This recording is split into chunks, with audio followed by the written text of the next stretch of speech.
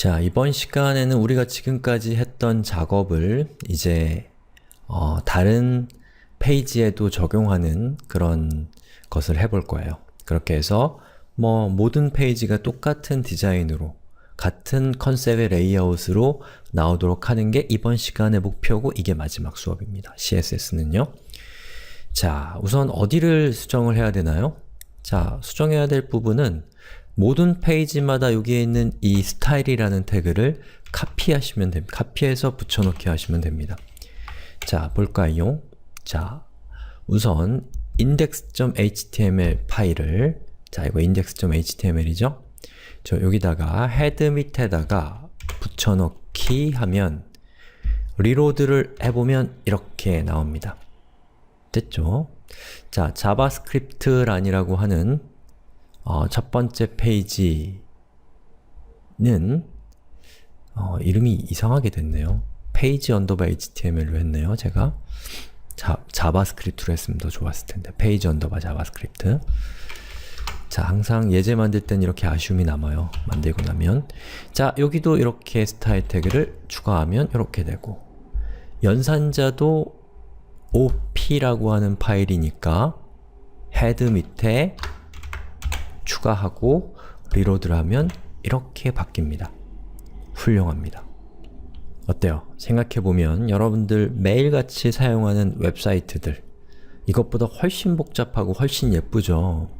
그런데 어떻게 보면은 이런 사이트를 여러분이 탁 방문을 했다 라고 하면 처음에 어떤 느낌이 드세요? 어떻게 이렇게 허접할 수 있을까? 그런 생각이 드시잖아요. 자연스럽습니다. 그런데 그건 이제 소비자로서의 관점이고, 여러분들이 이제 생산자가 돼서 그 생산의 고충을 한번 경험해 보시니까 이렇게 못생긴 사이트도 쉽진 않다라는 것이 느껴지지 않으세요? 저는 그것도 우리가 무언가를 직접 만들었을 때 얻을 수 있는 효용이라고 생각해요. 뭐랄까, 소비자로 살다 보면 세상에 귀한 게 별로 없어지잖아요. 예.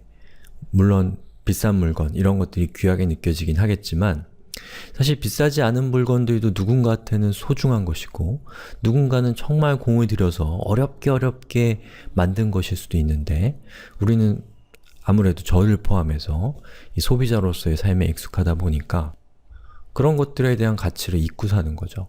예. 아마 여러분도 이렇게 사이트를 만들어 보니까 사실 생각해보면 별거 아닌 거지만 직접 자신이 만들었을 때는 이게 훨씬 더 귀하고 더 예쁘게 보이실 겁니다. 귀한 게 많아지는 것은 제가 생각하기에 생산자가 됐을 때 얻을 수 있는 큰 뭐랄까요, 효용 중에 하나라고 생각합니다. 자, 그런데 지금까지 우리가 작업한 내용에서 개선할 수 있는 여지가 하나 있어요. 하나가 아니죠. 여러 가지가 있겠지만 뭐냐면 만약에 누군가가 여기 있는 이 제목 있죠? 두 번째 제목이 좀 도드라지게 디자인을 바꿔주세요 라고 하면 어떻게 해야 될까요? 자, 우선 첫 번째 자바스크립트, 요거는 안 들어가도 되겠네요. 자바스크립트란이라고 하는 이 페이지로 가서 자, 페이지 언더바 html 파일이네요. 자, 저기에서 바로 여기 있는 h2 태그를 키워야 되니까 여기에다가 h2 하고서 폰트 사이즈 그리고 한 20픽셀 정도 해볼까요? 너무 오히려 작아졌네요. 30픽셀. 자, 커졌죠? 아니면 50픽셀. 이렇게 수정을 했어요. 그러면 이 코드를 다른 페이지에 다 옮겨야 될 겁니다.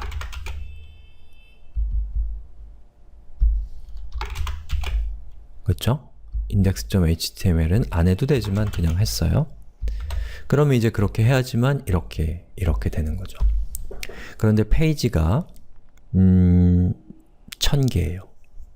그리고 누군가가 수정해 달라고 하는 것이 딱 이거를 수정해 달라는 게 아니라 여기도 고쳐야 되고 저기도 고쳐야 되고 또 저기도 고쳐야 된다고 생각해 보세요. 그리고 매일같이 수정해 달라고 한다고 생각해 보세요. 어때요? 가슴이 답답하죠? 바로 그 답답한 느낌이 너무나 소중해요. 왜냐하면 바로 그러한 답답한 느낌을 우리의 선대의 개발자들이 이미 겪어봤겠죠. 그리고 그거를 해결하기 위해서 각계각층의 사람들이 몸부림을 쳤을 겁니다. 어떤 사람은 우리같이 웹페이지를 만드는 사람의 몸부림이 있을 거고요. 그걸 효율적으로 하기 위해서. 또 어떤 사람은 이런 웹브라우저와 같은 이 언어, 웹브라우저나 또는 HTML 또는 CSS 이런 언어를 만드는 사람들의 몸부림이 또 있었을 겁니다. 예. 그런 몸부림에 대해서 여러분이 공감하셔야지 배우는 것들이 하나하나가 다 소중하게 느껴질 거라고 저는 생각해요. 그래서 이런 문제를 해결할 수 있는 좋은 방법이 있는데 그게 뭐냐면 CSS를 이 HTML로부터 분해하는 거예요. 분리해서 딱 떨어뜨려 놓는 겁니다. 자, 어떻게 하는지를 살펴보죠. 자, 우선 절 따라하세요. htdoc 밑에 new 파일을 해서 style.css라고 하세요. 확장자명이 css입니다. 자, 점 뒤에 있는 게 확장자죠. 자, css. 그리고 앞에 있는 스타일이라는 거는 여러분이 아무 이름이나 해도 상관없고 뒤에 있는 css는 꼭 css라고 해주세요. 자, 됐나요? 그 다음에 우리가 작성한 페이지, 자, 아무거나 여기 스타일이라고 되어 있는 부분을 컷하세요.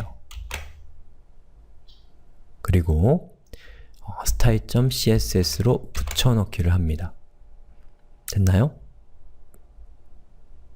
그리고 다시 방금 컷한 페이지로 이동하셔서 거기에 있는 스타일 태그를 아예 지워버리세요. 자, 그 다음에 이렇게 치세요. 링크. 자, 여기에 링크는 하이퍼텍스트의 링크가 아닙니다. 하이퍼텍스트의 링크는 A 태그고요. 이 링크는 그게 아니에요. 자, 탭. 그러면 자동으로 스타일 시트라고 하는 속성을 가지고 있는 태그가 만들어지죠. 자, 저기 href라고 되어 있는 부분에다가 이렇게 치는 거예요.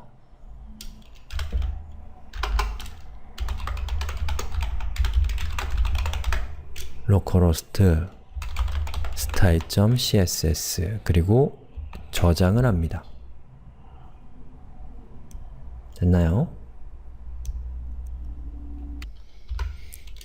그리고 타입은 text/css라고 이렇게 지정을 하는 거예요. 자, 화면을 키웠습니다.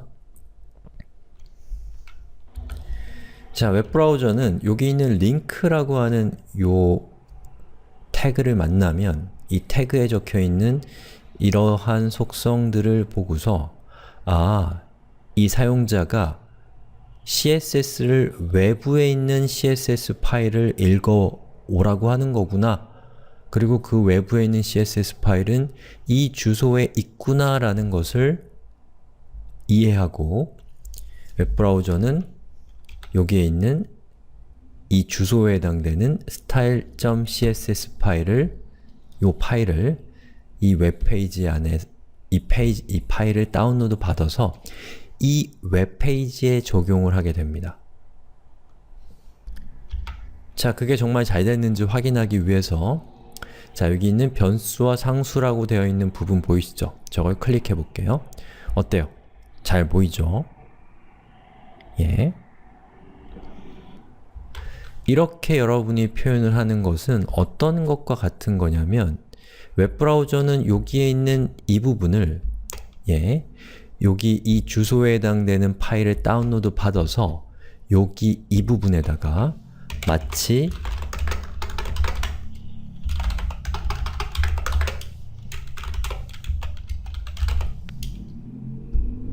이런 태그가 이런 CSS가 여기에 존재하는 것처럼 동작하게 되는 코드예요. 다시 과거로 돌리죠. 아시겠나요? 그러면 대체 왜 이렇게 하는가? 라는 거에 대해서 제가 답변을 드려야겠죠? 자, 이렇게 하는 거예요. 여기 있는 이 코드 있죠? 이 링크라고 되어 있는 저 코드, 저거를 복사해서 모든 페이지에다가 붙여넣기 합니다. 그리고 스타일 시트는 지워버리세요. 이렇게 바꾸는 거예요. 자, 화면을 키워버릴까요? 자, 이 페이지 언더바 HTML 파일도 이거 왠지 실습하실 때 좀 많이 눈이 아프실 것 같아요. 제가 페이지를 왔다 갔다를 많이 하니까. 자, 다 됐나요? 요것도 바꿨고, 요것도 바꿨고, 그리고 index.html도 바꿀 거고.